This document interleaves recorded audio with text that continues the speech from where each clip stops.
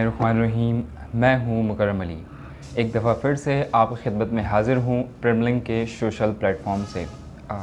Being a टेक्सटाइलियन, मैं समझता हूँ कि टेक्सटाइल इंडस्ट्री के बारे में, टेक्सटाइल के बारे में हर एक को ये नॉलेज होनी चाहिए कि टेक्सटाइल क्या है, क्योंकि मौजूदा सूरत हाल में टेक्सटाइल जो है, अगर हम रिपोर्ट उठा के देखें 2017 से 2018 तक, तो पाकिस्तान का जो टोटल एक्सपोर्ट रेट है उसमें से 60% सिर्फ़ और सिर्फ टेक्सटाइल ने कवर किया है। मतलब आप ये यूँ समझ सकते हैं कि पाकिस्तान से जो भी प्रोडक्ट एक्सपोर्ट होते हैं 100% में से 60% एक बहुत ज़्यादा है। 60% सिर्फ और सिर्फ टेक्सटाइल ने कवर किया है, बाकी अदर जो 40% है वो बहुत सारे प्रोडक्ट्स ने मिला के किया है। और इसी के एक रिपोर्ट के मुताबिक अगर हम ये भी देखें तो 3.5 बिलियन यूएसडी रेवेन्यू जनरेट किया है टेक्सटाइल ने एक्सपोर्ट करके।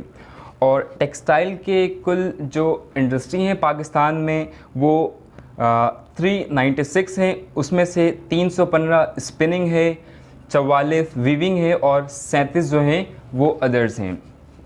और हर ख़ानदान में मैं ये समझता हूँ, जहाँ तक कि मेरी नॉलेज है, कि हर ख़ानदान में कोई ना कोई ऐसा फ़र्द या कोई ना कोई एक ऐसा शख्स ज़रूर है जो टेक्सटाइल में काम कर रहा है।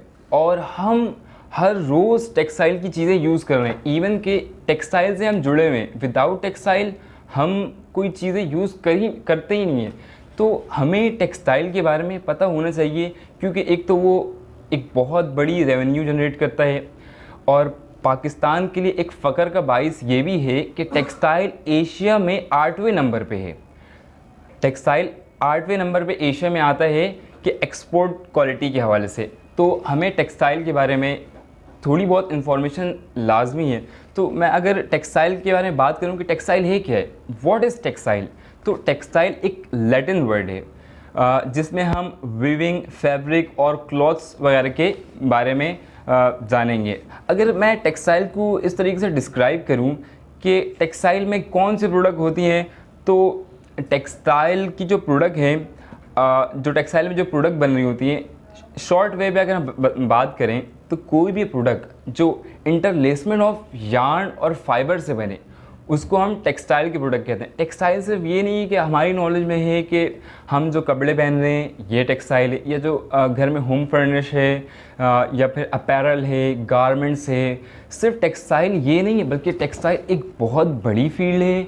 ठीक है, टेक्सटाइल में जो बहुत सारी चीज़ें आती हैं, जैसे लाइक कार है, अब कार में सीट है, सीट बेल्ट है, ये भी कार भी टेक्सटाइल में आता है। इंक्लूडिंग बहुत सारी ऐसी चीज़ें हैं जो हमें लगता नहीं है कि ये टेक्सटाइल में आएगा, लेकिन ये सारी चीज़ें इंक्लूड है टेक्सटाइल के अंदर।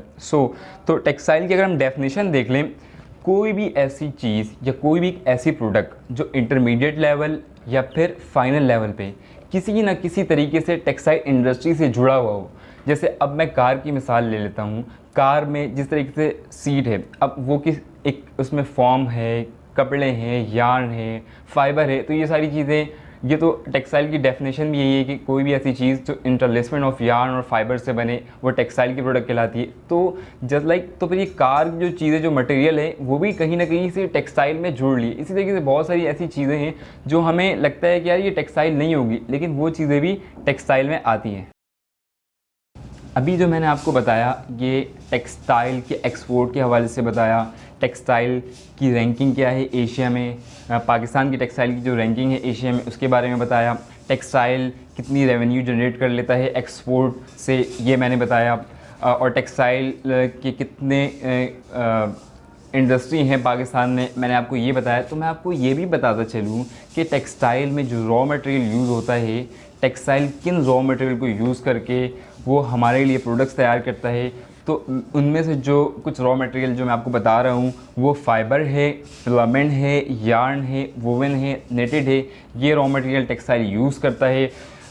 और दूसरा, इन रॉ मटेरियल को यूज़ करके वो हमारे लिए गुड्स बनाते हैं। अगर मैं आपको एक मिसाल दूँ इनिशियल स्टेज से लेके फ़ाइनल तक, मतलब कि टेक्सटाइल बिल्कुल इनिशियल स्टेज पे जब किसी भी कंज्यूमर के लिए प्रोडक्ट बनाता है, वहाँ से लेकर एक कंज्यूमर जो उस प्रोडक्ट को यूज़ करते हैं वहाँ तक की अगर मैं एक प्रोसेस बताऊँ तो हम एक टी शर्ट को सिलेक्ट कर लेते हैं। यहाँ पे जैसे टी शर्ट बनाने के लिए टेक्सटाइल इंडस्ट्री सबसे पहले कॉटन उठाता है, कॉटन को वो यार्न में कन्वर्ट करता है, यार्न को वो साइज़ यार्न में कन्वर्ट करता है, फिर साइज़ यार्न जो है वो वीविंग बनता है, फिर वीविंग से उसकी वेट प्री ट्रीटमेंट होती है, वेट प्री ट्रीटमेंट से वो डाइंग एंड प्रिंटिंग में जाता है, डाइंग एंड प्रिंटिंग के बाद जो है वो गुड्स प्रिपरेशन में जाता है। जब गुड्स प्रिपेयर हो जाता है तो फिर वो जो है अपना रिटेलर स्टोर पे चले जाता है।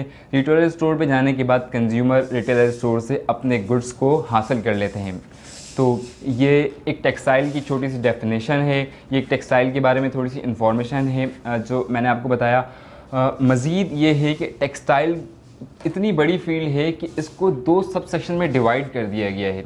Number 1 conventional, number 2 tactical.